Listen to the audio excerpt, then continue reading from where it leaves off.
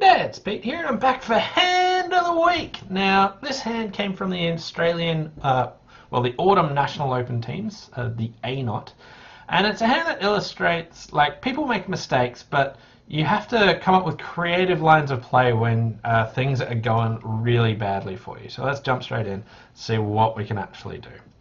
So it went pass, pass, pass to me, and I opened one no trump.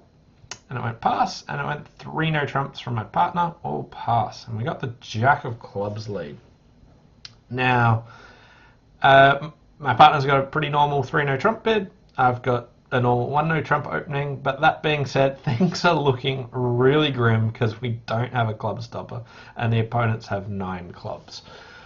But the play proceeded very quickly, and my club scored the first trick. So things are looking up again. So I was pretty happy now because it looks like if I can pick up diamonds, I've got 4 spades, 6 diamonds, and a heart, and a club. So making lots of tricks.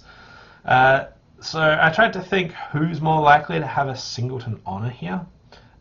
Is West more likely to have a singleton honor, or East more likely to have a singleton honor?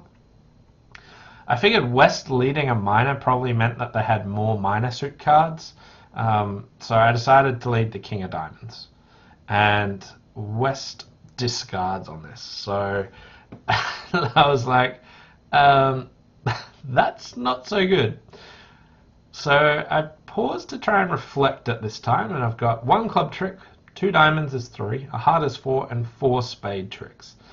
So I figured I had no legitimate chance of making it like 9 tricks here. I could cross in spades and lead the Jack of Hearts, or like low heart to the 10, and hope East has King Queen of Hearts and they ducked it. But instead I decided to play an unusual squeeze that I also didn't think was going to work, but sort of applying the principles of squeezes anyway is really, really good because it's tricky to try and defend here. So what I wanted to do is what's called a suicide squeeze, where basically I've got lots of losers at the moment, but if I play a club now and the opponents cash their clubs, that sort of rectifies the count for a squeeze. So here I hoped clubs were 5-4, and also that they get 4 club tricks, which means that I have no more losers that I can afford to lose, and hopefully can apply a squeeze. So I exited with a club, and they won, and they started cashing their clubs. So the first question is, what sort of squeeze do I want to play? So I'm trying to think of the end position. And what I wanted to do is come down to a crisscross squeeze. Now this looks like a singleton ace of diamonds in the dummy, and a singleton ace of hearts in my hand, and I'll have 2 diamonds and dummy will have 2 hearts. And if East had both the King Queen of Hearts and the Queen Jack of Diamonds, they're legitimately squeezed. The other reason that I wanted to do this line of play is the way that people naturally try and defend hands, is they try and mirror the dummy. So if I pitch down to a singleton ace and dummy, East, rather than sort of counting what discards I made, will probably just think that they might be able to abandon their diamonds. So this was my hope, and I decided to start throwing all my hearts and throwing all my diamonds from the dummy.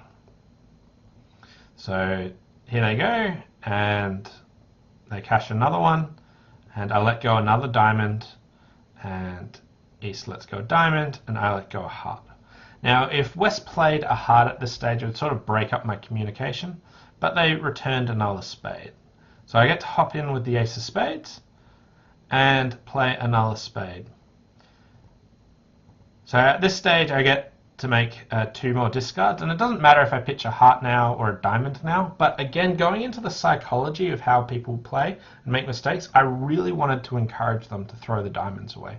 So I discarded a diamond here,